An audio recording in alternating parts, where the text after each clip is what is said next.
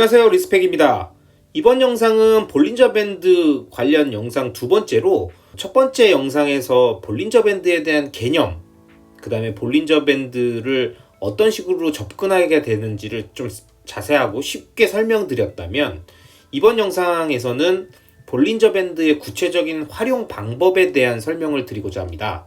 저 리스펙이라는 사람은 볼린저 밴드라고 하는 보조 지표를 어떤 식으로 바라봤는지가 1편이었기 때문에 2편에서는 그 개념들을 갖고 본격적으로 활용 방식에 대한 것들을 설명드리도록 하겠습니다. 볼린저 밴드에서 가장 중요한 부분은 장기 이평선으로 설정을 하는 겁니다. 저는 200일선을 추천드립니다. 이 볼린저 밴드는 기술적 지표이기 때문에 자기가 원하는 이평선을 다 기준 잡을 수 있습니다. 20일, 15일, 200일, 400일 뭐든 다 가능합니다. 그렇지만 저는 200일을 추천드리고요. 보통 200일 선을 많이 보는 이유는 주식 같은 경우는 1년 365일 중에 휴일들을 제외하고 나면 보통 200 몇십 일 정도가 거래일이기 때문에 그 거래일 기준으로 했을 때 200일 정도면 그냥 1년치의 평균 값이라고 볼 수 있어서 200일 선은 장기 이평선의 대표적인 이평선으로 보고 있습니다. 그렇기 때문에 200일을 세팅한다는 것은 장기 투자 관점에서 이평선을 세팅한 거다라고 볼 수 있는 거고요. 이런 겁니다. 만약에 20일을 기준으로 잡으면 왼쪽 그림처럼 올랐다 내렸다 왔다 갔다 하면서 아주 작은 실뱀이 요동치면서 난리치는 모습이죠. 그런데 200일 기준으로 생각하면 어떻습니까? 200일 기준으로 세팅을 하면 그 코끼리를 삼킨 뱀처럼 큰 거 하나 움컥 삼키고 좀 꾸역꾸역 소화하다가 다시 입을 쫙 벌리면서 또 무언가를 삼키고 뭐 이런 그림들로 가는 겁니다. 그렇기 때문에 장기 투자자라면 20일은 적합하지 않죠. 200일 정도는 돼야 큰 관점에서 흐름의 변화를 알 수 있습니다. 두 번째, 우상향된 이평선만 선택해야 됩니다. 우하향되어 있는 이평선을 기준으로 매수를 하거나 아니면 그런 자산들을 살펴보는 것을 저는 추천하지 않습니다. 예를 들면 이런 거예요. 큰 배는 갑자기 방향을 바꿀 수 없어요. 만약에 타이타닉호가 쭉 가고 있는데 저 앞에 작은 빙산 같은 게 좀 보였다. 물론 뭐 그렇게 작지는 않습니다. 근데 그 밑에 보면 엄청나게 큰 빙하가 있죠. 그런데 그냥 보이는 건 조만큼만 보이는 겁니다. 그러면 어떻게 됩니까? 그때 가서 이런 빙산을 발견했다면 어떻습니까? 그때부터 큰 배가 키를 막 전환하겠죠. 막 키를 돌리겠죠. 야 돌려 하고서 이렇게 돌리는데 어떻게 될까요? 큰 배는 아무리 빨리 키를 돌린다 하더라도 방향을 전환하기가 어렵습니다. 이 얘기는 한번 꺾인 장기 이평선, 큰 배는 쉽게 펴지지 않는다는 얘기입니다. 이렇게 침몰하고 마는 거예요. 지금 그래프는 코스피의 2018년 6월 그래프입니다. 2018년 6월에 지금 보시는 그림대로 보면 쭉 올라오고 있던 볼린저 밴드가 급락하면서 꺾이기 시작했죠. 이 구간 보십시오. 볼린저 밴드가 꺾이기 시작했어요. 이렇게 볼린저 밴드의 200일 장기선이 우하향되면 어떤 일이 일어나는지 아십니까? 지금 보시는 것처럼 지옥문이 열릴 수 있습니다. 우하향되었던 2018년 6월 이후 8월이 되면 그 이후에 계속 떨어지는 겁니다. 그리고 한번 우하향되어 있는 장기 이평선은 쉽게 펴지지 않습니다. 지금 보시는 것처럼 쭉 올라가다가 꺾였던 시점이 앞에 있던 그래프의 6월 시점이고요. 그 이후에 쭉 내려가죠. 근데 이렇게 쭉 내려가면 어떻게 되냐면 아무리 주가가 내려가더라도 뭐 반등이 어느 정도 있죠. 지금 보시면은 내려가다가 요 밴드 하단에 닿으면 멘틀에서 가스가 나오니까 그 가스 맞고 위로 올라가지만 또 더 크게 하락하고 또 닿으면 가스가 오니까 또 한번 올라가는데 이번엔 땅에 갇혀서 올라가지 못하고 또 내려가고 또 왔다 갔다 그냥 요 밑에서만 놀고 있습니다. 요 밑에서만 요 영역 안에서만 계속 주가가 움직이고 결국에는 뚫고 위에 쉽게 올라가지 못해요. 이걸 언제 뚫을 수 있냐면 지금 이 그림에는 안 나와 있지만 어쨌든 이 흐름이 이루어진다면 쭉 가던 이 그래프가 이렇게 어느 정도 펴질 겁니다. 그리고 상승할 거예요. 이 상승 전까지의 구간에서는 이 아래쪽에서만 놀다가 뭐 지금 밴드는 막 이런 식으로 가겠죠. 그럼 일부 위로 올라갔다 내려갔다 이렇게 조금 방구를 끼면 이렇게 신호가 나오면 그때부터 상승할 수 있는 흐름이 나오는 겁니다. 그 전까지는 굉장히 안 좋은 흐름이 나타나요. 그 기간 동안은 약간 지옥과 같은 하락장이 시작되는 것이죠. 이 그래프는 나스닥의 그래프입니다. 나스닥 같은 경우도 지금 보시는 화면처럼 이렇게 밴드가 우하향됐던 시점이 있었죠. 이렇게 우하향되는 그래프가 생겨나면 이 다음부터는 굉장히 안 좋은 그림이 나타날 수 있다라고 봐야 되는 겁니다. 세 번째, 이평선 상단 중심으로 봐야 됩니다. 이평선 하단에서는 절대 매수하는 게 아니에요. 지금 그래프 보시면 패턴이 있습니다. 코스피가 2018년 6월 아까 보여드렸던 그 화면에 있는 장면이죠. 여기서 보면은 밴드의 하단을 이탈한 상황이 나와 있습니다. 이렇게 밴드 하단을 이탈하면 하단으로 빠져있는 이런 상황들이 나오면 그때부터는 볼린저 밴드의 중심선인 200일선이 이렇게 우하향됩니다. 이렇게 아래쪽으로 내려가는 방향의 포지션이 잡혀요. 요 두 가지 하단이 이탈되고 우하향되면 이건 뭘 의미한다? 하락장으로 접어드는 겁니다. 이런 흐름들이 나오는 거예요. 그런데 예를 들어서 테슬라의 2021년 5월에서 8월의 흐름 보십시오. 쭉 내려왔지만 여기서 지지를 받고 있죠. 이렇게 지지를 받고 있으면 그래프가 우하향되는 게 아니라 계속 볼린저 밴드가 200일선이 우상향된 상태를 유지합니다. 그러면 여기서 지지받은 힘을 바탕으로 다시 한번 상승하는 흐름들이 나오는 것이죠. 그러면 예시로 한번 볼까요? 삼성전자의 2021년 12월 그래프였는데 이렇게 지금 그래프 보시면은 이 동그라미 원에 표시된 부분처럼 되어 있는 부분에서 우하향됐던 부분들이 나왔죠. 200일 이평선이 우하향됐습니다. 이런 흐름들이 나오면 그러니까 한마디로 그래프가 꺾였다 라고 보면 그 다음부터 어떻게 될까요? 그냥 저는 이 그래프를 보는 순간 앞으로 삼성전자는 조금 위험하겠다, 힘든 시간들이 있겠다라는 생각을 했습니다. 그리고 결국에는 지금 보시는 화면처럼 요 표시했던 부분 이후에 계속 안 좋은 구간들을 가져가게 되는 것이죠. 그럼 지금까지 말씀드렸던 볼린저 밴드에 대한 개념들로 종합해 봤을 때 어떤 상태에서 볼린저 밴드를 사용하고 투자에 적용하는 것이 좋겠는가에 대한 부분에서 저는 크게 순한 맛과 매운맛 두 가지 정도로 생각을 합니다. 먼저 순한 맛은 장기 이평선이 우상향되어 있고 이거는 무조건입니다. 그러니까 200일 이평선이 우상향되어 있고 이평선 상단 위에 있는 주식을 매수하는 거예요. 이 부분은 굉장히 중요합니다. 장기 추세적으로도 추세가 살아있는 상태에서 움직이고 있는 주식을 매수하는 것이죠. 하지만 제가 정말 좋아하는 거는 이 매운맛인데 매운맛은 진짜 맵기 때문에 잘못하면은 매운맛을 보게 됩니다. 진짜 말 그대로. 근데 매운맛은 어떤 거냐? 장기 이평선이 우상향돼 있고 밴드 상단 위에 있는 주식이에요. 순한 맛에서는 이평선 상단 위에만 있으면 되는 거야. 200일 이평선 위, 즉 땅 위에만 있으면 되는데 여기서는 밴드 상단이니까 대기권, 그러니까 중력권 바깥에 있는 주식을 얘기하는 것이죠. 예를 들면 이런 겁니다. 앞서 봤던 것처럼 200일 이평선이 우상향되어 있고 지금 보시면은 200일 이평선이 쭉 내려오다가 이렇게 우상향으로 바뀌었습니다.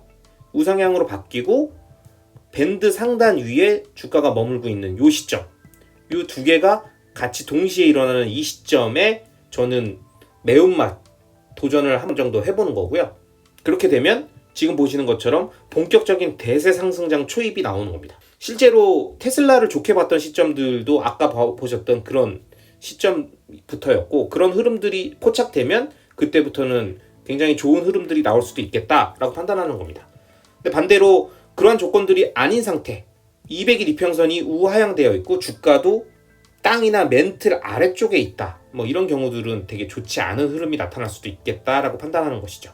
예를 들면 카카오의 2020년 6월 그래프 보면 동그라미 쳐놓은 부분들 보시면 본격적으로 상승을 준비하는 시점의 흐름들이 보입니다. 그리고 그 화면의 오른쪽 보시면 그 동그라미 쳐놨던 부분 이후에 어떤 흐름이 나왔는지 아시죠? 대세 상승의 흐름들이 나왔던 부분입니다. 그런데 그 이후에 쭉 떨어지고 있는 부분, 가장 최근에 떨어지고 있었던 부분들로 봤을 땐 이 이후에 그래프가 어떻게 되는지가 굉장히 중요한데요. 이렇게 빠져있는 요 구간에서 제가 제일 중요하게 생각하는 거는 뭐겠습니까? 이 볼린저 밴드의 200일선이 꺾이느냐, 200일선이 꺾인다면 그러면 굉장히 안 좋은 흐름으로 갈 수 있다라고 생각할 텐데 그 흐름에 대한 부분들은 뒤에서 카카오 현재 주가들을 한번 보면서 좀 더 설명드리겠습니다. 결국 핵심은 장기 이평선이 우상향되어 있고 이평선 그러니까 밴드의 상단 위에 있는 주식들이 굉장히 좋은 주식이라는 얘기예요. 이게 제 결론입니다. 그렇기 때문에 테슬라나 애플과 같은 주식이 본격적인 시세 상승을 만드는 시기에는 좀 추매할 타이밍도 많이 안 줘요. 지금 표시해놨던 200일 이평선에 닿는 이 구간 정도가 추매를 할 수 있는 타이밍이고요. 그 외에는 타이밍을 많이 안 줍니다. 좋은 주식들이 보여지는 행태는 이렇습니다. 마이크로소프트도 딱 한 번 글로벌 팬데믹 때 기회를 줬었고요. 그 이후에 기회를 많이 안 주는 흐름들로 갔었죠. 왜 그러냐? 모두 좋은 주식은 다 알고 있기 때문에 그래요. 그래서 좋은 주식은 매매가 아니라 그냥 그런 타이밍이 올 때마다 매집을 하는 겁니다. 그리고 차트 분석은 그런 매집을 위한 보조 툴이지 차트를 갖고 매매를 하려고 하면 안 됩니다. 그거는 전문 트레이더의 영역으로 가고 그렇게 되면 볼린저 밴드 하나만 갖고 단순하게 보는 것이 아니라 다양한 지표들을 가지고 본인들이 날카롭게 재련된 칼로 사용해야 되는 것이죠. 우리 장기 투자자처럼 그냥 나침판 정도로 확인하는 정도가 아니라 정말 그걸 갖고 적도 찌르고 음식도 만들고 배기도 하고 뭐 이런저런 용도로 다 쓰는 그런 식으로 활용을 해야 되는 겁니다. 지금 보시는 거는 가장 최근의 움직임들에 대한 부분입니다. 아무리 볼린저 밴드가 우상향되어 있었던 상태에서 밴드 상단 위에 시세를 형성했더라도 그 형성된 흐름들에서도 지금 보시는 것처럼 동그라미 쳐놓은 부분 이후에 밑으로 쭉 빠지는 흐름이 나오기도 하죠. 버크셔 해서웨이는 아래쪽으로 내려왔습니다. 그런데 지금 현재 주가 기준으로 보면 어떻습니까? 이렇게 200일선에 딱 걸렸죠. 그러니까 중심선에 딱 걸린 겁니다. 이렇게 볼린저 밴드 위에서 시세를 쭉 만들고 마치 올라가는 것 같았지만 여기서 강력한 하락의 힘에 의해서 쭉 미끄러졌지만 여기서 지지받고 있죠. 만약에 이 현재 그래프가 쭉 우상향되어 있는 이 흐름을 계속 보이는 상태에서 지지를 받고 위로 올라가는 형태가 나온다면 버크셔 해서웨이는 좋은 주가의 흐름들을 잘 방어해내면서 넘어가게 되는 흐름일 거고요. 그게 아니라 이 그래프 자체도 우하향되는 형태로 꺾이면서 주가가 빠진다라고 하면 안 좋은 흐름들이 보여지는 상황으로 전개될 것입니다. 지금 보시는 건 테슬라입니다. 테슬라 같은 경우에는 하락 방어를 해내지 못했죠. 결론적으로 보면 오랜 기간 동안 이 글로벌 팬데믹 때 지지받았던 200일 이평선, 그 다음에 상승장 구간에서도 이 구간 동안에 계속 지지를 받았던 이 200일 이평선을 밴드 상단까지 돌파하는 강한 시세를 만든 이후에 떨어질 때 급격하게 깼죠. 이 급격하게 깨지는 구간들로 더 이상 200일 이평선은 지지 라인이 아니구나 라는 공감대가 심리적으로 형성되면 쭉 높이 상승했다가 떨어질 땐 어떻습니까?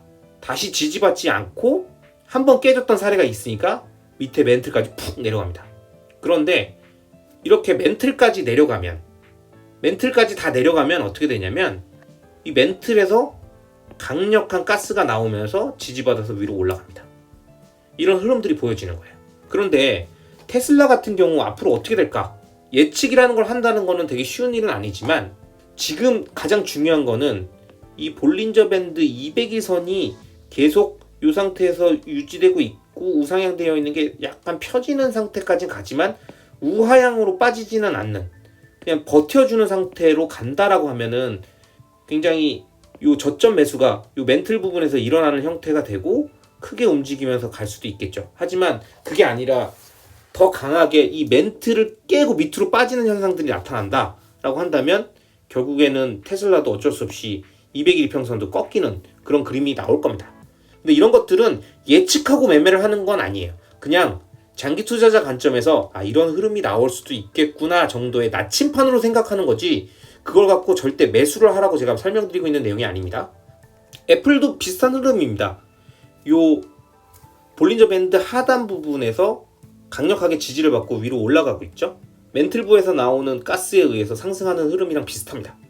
코스피 같은 경우는 지금 계속 안 좋은 흐름입니다. 쭉 상승했던 200일 이평선이 쭉 펴졌던 시간들이 있고 그 다음에 어떻게 됐죠? 강하게 꺾였죠. 200일 이평선이 꺾였고 주가는 요 밴드의 위쪽 구간이 아닌 아래쪽 구간에 머물고 있습니다. 이 아래쪽 구간에 계속 머물고 있는 동안에는 상당히 안 좋은 흐름들이 이어질 수 있어요. 아까 설명드렸듯이 타이타닉 배가, 큰 배가 한번 회전하기 시작하면 재빠르게 턴할 수 없고 오랜 시간이 걸려야 턴어라운드가 되는 것처럼 이 그래프에서도 쭉 흐름이 가다가 다시 펴질 때까지는 굉장히 오랜 시간이 좀 걸릴 겁니다. 앞서 살펴봤던 카카오죠. 카카오 역시 마찬가지입니다. 강력하게 꺾여있는 200일 이평선 때문에 다시 주가가 정상화될 때까지는 굉장히 오랜 시간이 걸릴 것 같아요. 지금 흐름을 보면은 그렇습니다. 지금 보시는 거는 금 ETF입니다. 금 ETF의 그래프인데요. 저는 금값을 되게 중요하게 생각합니다.